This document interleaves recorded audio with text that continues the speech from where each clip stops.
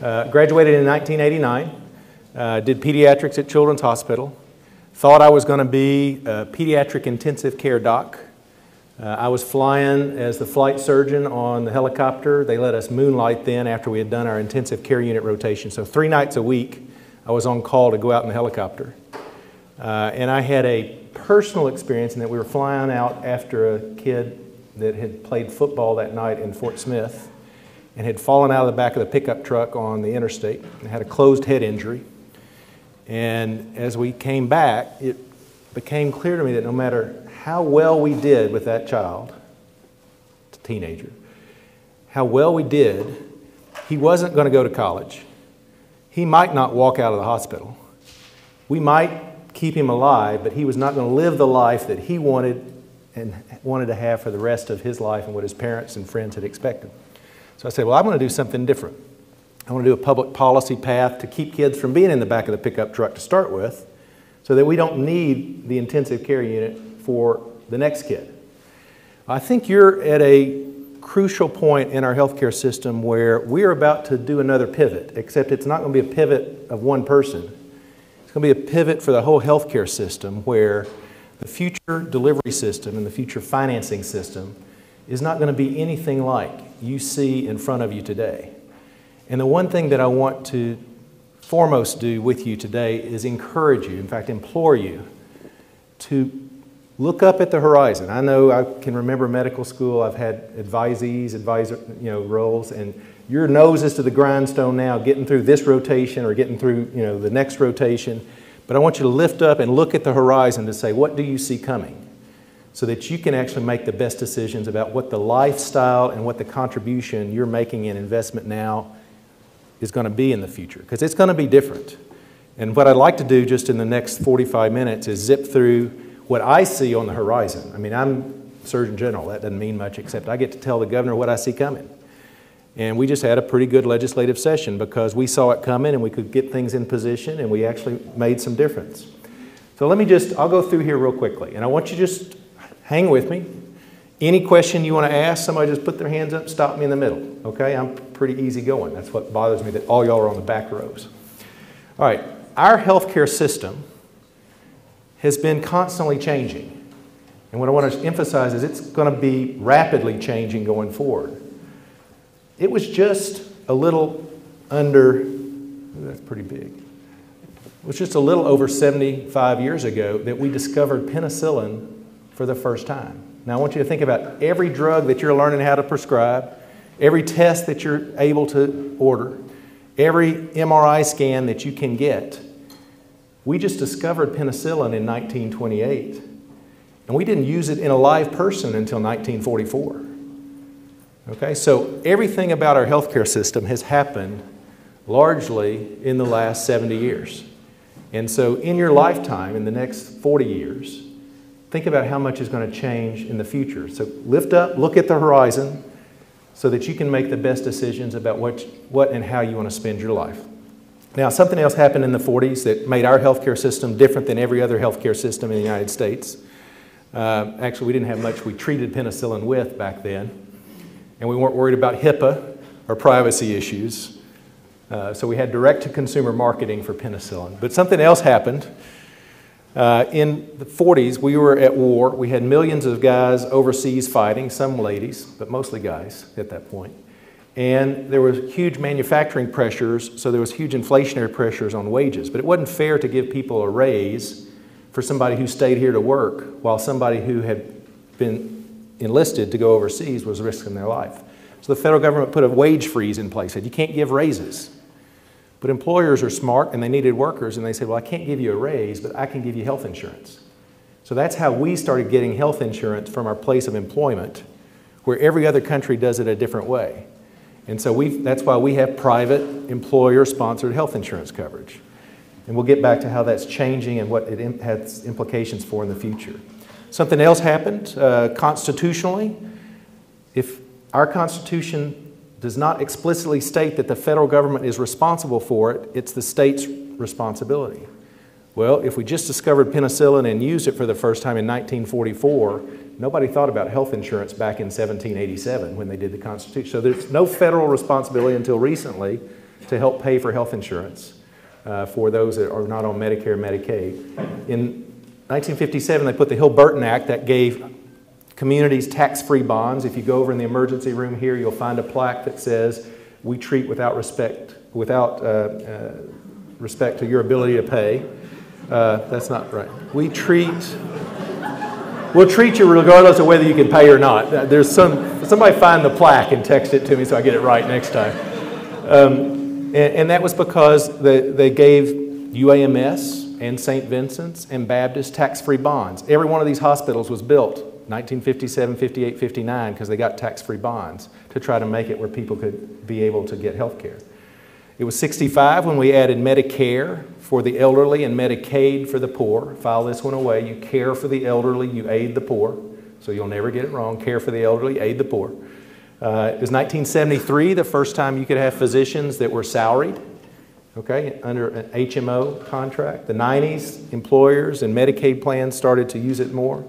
It was just 15 years ago that we actually started the Our Kids program to actually cover kids. We had 20% of kids in 1997 with no health insurance coverage.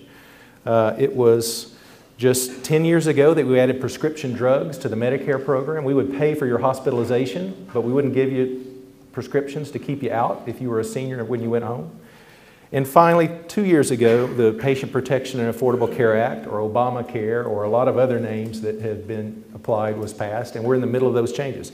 I show you this to emphasize how fast and how much the system changes to set up how much I think it's going to change in the near future.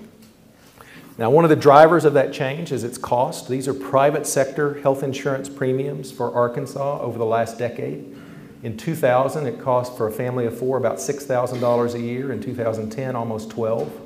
The blue portion of the bar are what employers pay. The red portion are what families pay. And candidly, neither employers nor families have doubled their income and revenue over the last 10 years. And so this is putting a lot of pressure on the system to change. Now, a lot of what's driven that change are specialists and technology and drugs that are new but not necessarily better. So I just want to put that out there. There's going to be financial pressure to figure out who does it best and who does it most complete with the best outcomes and who does it most efficiently because of the cost pressure. People aren't going to be able to afford health insurance to continue in this trajectory. In fact, today in Arkansas, 1 out of every $5 that changes hands. This counts your 50 cents in the vending machine, it counts your trip to Burger King, it counts everything spent in the state of Arkansas. 1 out of 5 is spent on health care. That's almost twice what any other developed country spends on health care. So we've got a cost problem and it's going to cause some changes. As premiums went up, people and employers were less able to afford coverage, so we had higher rates of the uninsured. Today we have 1 in 4 19 to 64-year-olds, 25% that have no health insurance coverage. Okay? It's a worse problem in rural Arkansas than here in urban Arkansas because we have larger employers and we have higher salaries. Where you have smaller employers and lower salaries, you have more problems. So the darkest blue counties here have 35% of their 19 to 64-year-olds that are uninsured. And to this point in time, this has been a barrier, I think, for primary care clinicians, nurse practitioners, physicians, pediatricians, family physicians to move out, because why would I go someplace where 1 in 3 people aren't going to be able to pay me when they need health care? You're going to stay locally. In fact, we did a workforce study that says we may have an oversupply of primary care clinicians here in central Arkansas and a dramatic undersupply in rural Arkansas, but that financial barrier has kept us from being able to find a solution. If you look at where our insurance comes from, age is across the bottom, income reflected in the federal poverty level. This is a number that's adjusted each year for what poverty means in the United States. It ranges depending on how many people are in the family. A family of 4, essentially 100% of the federal poverty level today is about $17,500. 200% would be $35,000, 300% would be $52,500. So $17,500 is 100%. When you get to 65 years of age, virtually everybody is on Medicare. If you have a high enough wage, income, or you work for a large employer, you're probably in the private insurance market. And when we expanded our kids, we actually cover over half of the kids in the state now, and we cover half of the pregnancies because it didn't make sense if we were going to pay for the kids not to have a healthy pregnancy. But to be in this state today, to be on Medicaid, you have to be a parent, you have to make less than $6,000 a year, you have to have less than $2,000 in assets, and you have to have some disabling condition. Now those are not ors, those are ands. You have to have less than $6,000 in income, less than $2,000 in assets, have to be a parent, and you have to have some condition that makes you need health care so that you cannot care for your child. That's the rationale. We're the lowest state in the nation. Last week, the governor signed, or this week, the governor signed an act saying we're going to change that. We're actually going to raise the Medicaid coverage to 138% of the poverty level, or about $24,000 for that family of four. And we're going to cover people with a full benefit package, not just pregnancy care. So now, virtually everyone in the state, not undocumented immigrants, that's the one group that was not affected in a positive way, will have the ability to have insurance and pay their bills. So those dark blue counties suddenly are going to have paying customers in them and make them all look like the urban counties. Now, we have not just tried to deal with the financial piece, and I'll go through back to the Medicaid expansion in a few minutes, but we've been trying to change our system for 3 years. We recognize that if you've got a family member that has a major illness, they may get really high quality care at one point in the process, but it doesn't flow through the process. It's hard to get through our healthcare system in a seamless way as a patient if you have cancer, if you have a major illness and you've got to see multiple providers. So we actually undertook the triple aim of trying to improve the health of the population so we don't need as much care, to enhance what the patient's experience and outcomes are, and to try to control the cost. Our cost has been going up about 7 to 10% each year. Our state income, our personal income hasn't been going up 7 to 10% each year. So if we don't control that rate of rise, we're going to have less and less money to do other things with because it's going to continue to gobble up more and more of our income. So we said, let's change the way we pay. I mean, when you come down to it, the fundamental problem that we have in our system is the fee-for-service payment system. Let me ask y'all, how many of you, I'm trying to think of a good example, fee-for-service. How many of you have been in the clinic and you've seen, or in the hospital, and you've seen a lot of tests ordered, or you've seen visits made, or you've seen hospitalizations happen, usually because of a need, and that's the right thing on the front end. But at the discharge, is anybody following up with a patient to see that the right thing has happened downstream? Or when you were referred to a specialist, do you have any information about whether the specialist was good or bad, costly or effective? No, our information has not been there. So we actually have changed from the fee-for-service system. We'll still pay claims. We're not going to disrupt people's income. But the future margin, the future profit, the future growth in revenue is going to be based upon what the outcome for the patient is, not for what was done to or done for the patient. We're approaching that from two approaches. One is the patient-centered medical home, a population-based kind of managing the patient over time. And the other are episodes, and I'll go into a little bit of information for each of those. The real issue is, in the 20th century, medicine really focused on infectious diseases where you could do it one stop at a time. I come in with pneumonia, I'm going to get an antibiotic, and most of the time I'm going to be okay. I have something else that's a short-term acute issue, and I'm going to see the doc one time, maybe twice, and I'm going to be okay. Today, 50% of our state's population has a chronic condition, and it's not going away. 10% of our adult population has been diagnosed with type 2 diabetes, and it's not going away. So we've got to manage people over time and then invest well when they have an acute episode and need care. So we've taken on really 5 big enabling initiatives: payment innovation, workforce development, consumer engagement and personal responsibility, health information technology, and recently the expansion of insurance coverage to eliminate the financial barriers. We've organized it with all of our agencies. Dr. Ron and Halverson at the Health Department led our workforce effort. John Seelig, together now with Blue Cross Blue Shield, QualChoice, and Medicare, are leading our payment improvement effort. Ray Scott is leading our health information technology advances, and Commissioner Bradford at the insurance department is now over the insurance expansion. Let me touch on each of these, and I want to get through it so we have a chance to have a conversation. But again, any question along the way, interrupt. On our workforce, we went through a year and a half of a strategic planning process and another year of assessment. And basically, we are calling for, and the payers are starting to align with, payment for team-based care, where it's centered on the patient, where we're using health information technology to an optimal degree. Health information technology means electronic health records and information exchange and telemedicine and other aspects. That we are looking at our supply of primary care providers. And you'll note here I say primary care providers, not necessarily primary care physicians, because I think the role of the physician in the future is going to be a little bit different. We're going to have primary care physicians, but it'll be as part of a team. They'll be the captain of the ship, and you're going to have a set of teammates that are on that team achieving what the patient needs and getting the outcomes that then drive your revenue source through the roof. And I'll come back to that, because ultimately you're going to want to pay off your student loans. And I've got a way you're going to be able to do that faster than any other way you can think of right now. And we'll come back to that in a minute. And part of that is because of this new financing system that's going to be put in place and how we're going to pay for it. Now, health information technology, our state has come from way in the back. We're not at the front of the pack, we're at the front of the middle of the pack. We have now over half of our primary care clinics and clinicians that have adopted an electronic medical record. In fact, I would encourage any of you looking at where you want to end up practicing, if it's not electronic, don't buy into that practice.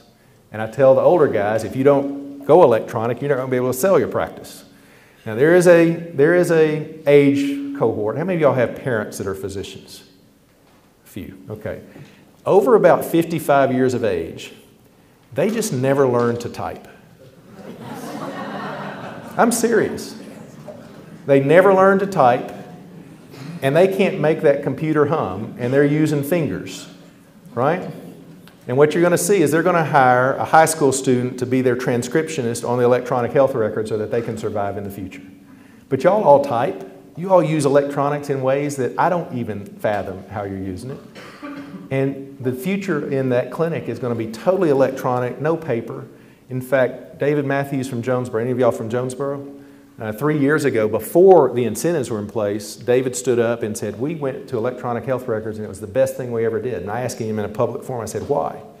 He said, on any day of the week in our 7-person clinic, for our own patients, in our own clinic, that we scheduled, we couldn't find 10% of the records.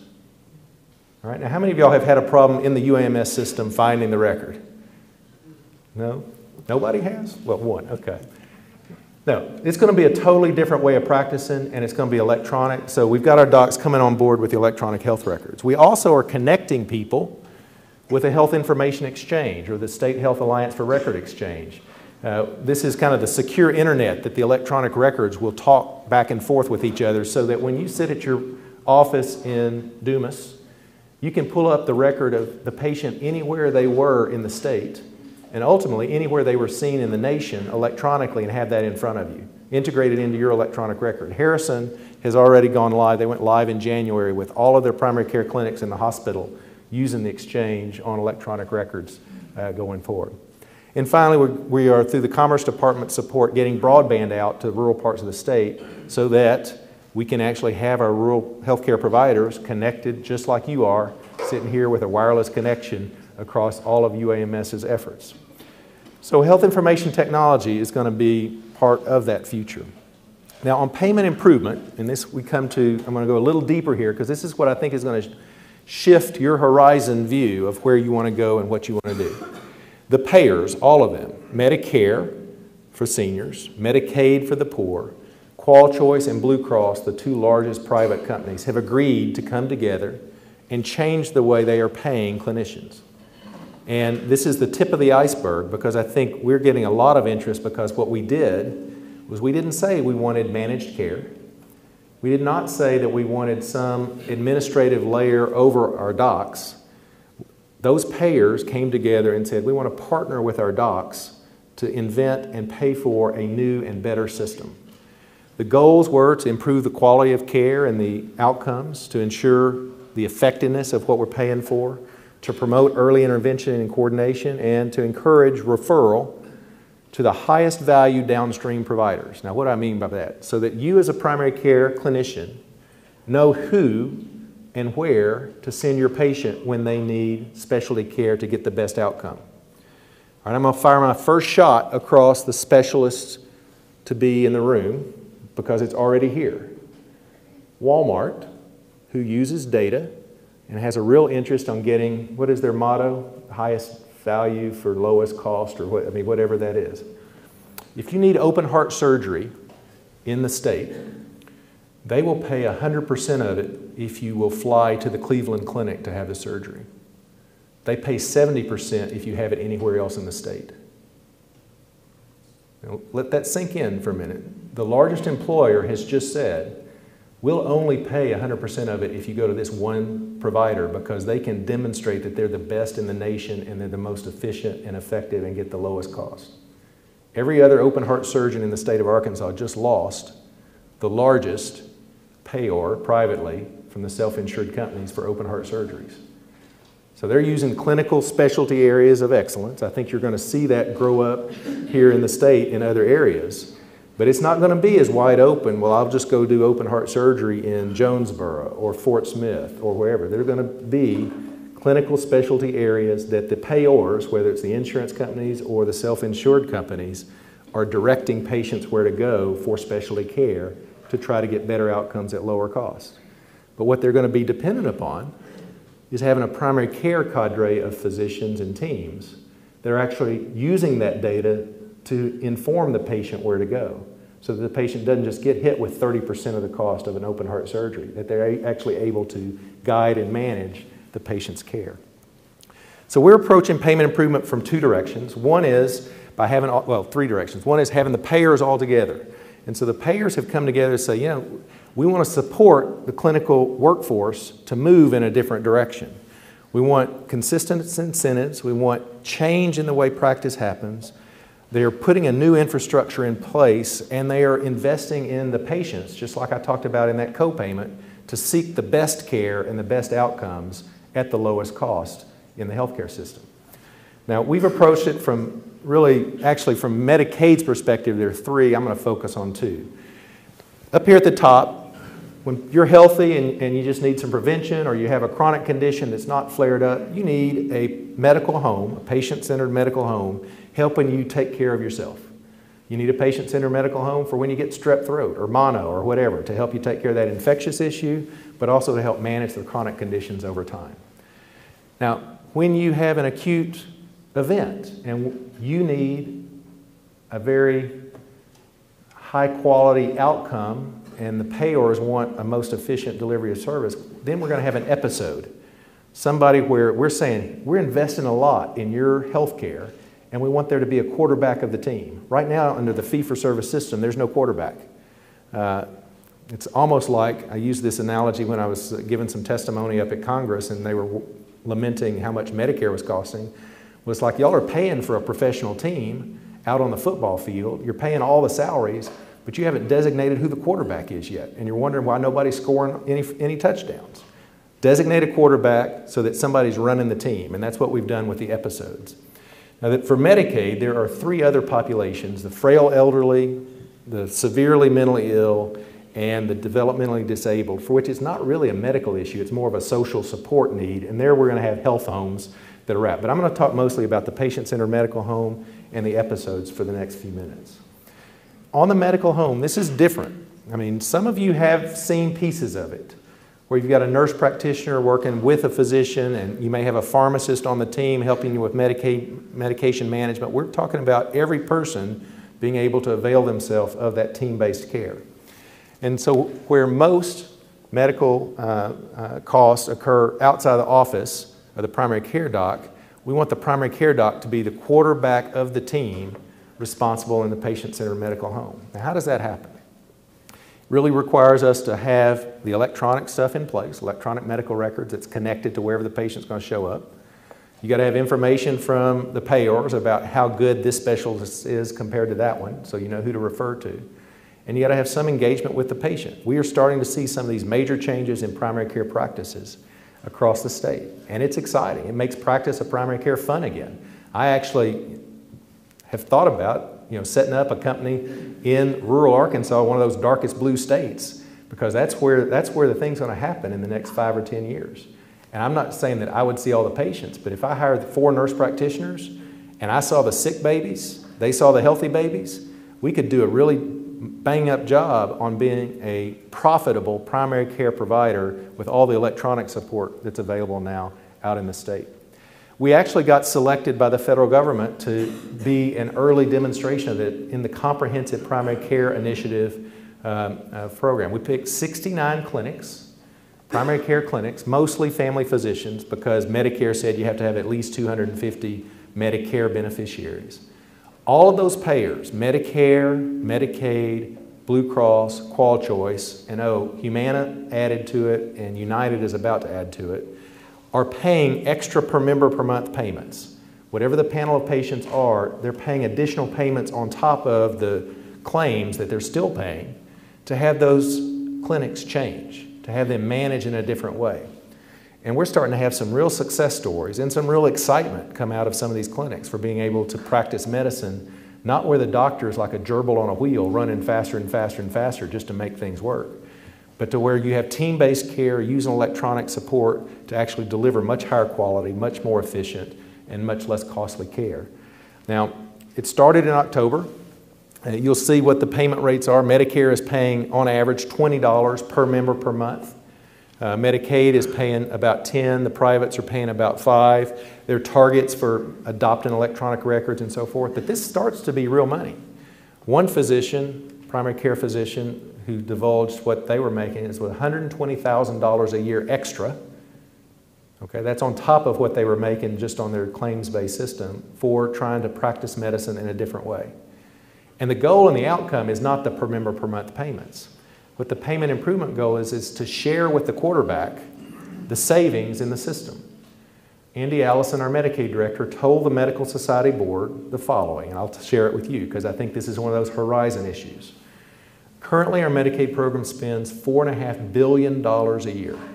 $4.5 billion. Only 8% of it goes to doctors. Less than 2% of it goes to primary care physicians. Okay, so 8% goes to doctors, less than 2% goes to primary care physicians. The deal on the table from Medicaid and Medicare in these practices is that if the 2% of the primary care physicians help manage the other 90+% of the cost, the payers will share in the savings 50-50. Okay, if you save $1, you get 50 cents of it. Now, how many of y'all have seen how much waste there is in our healthcare system?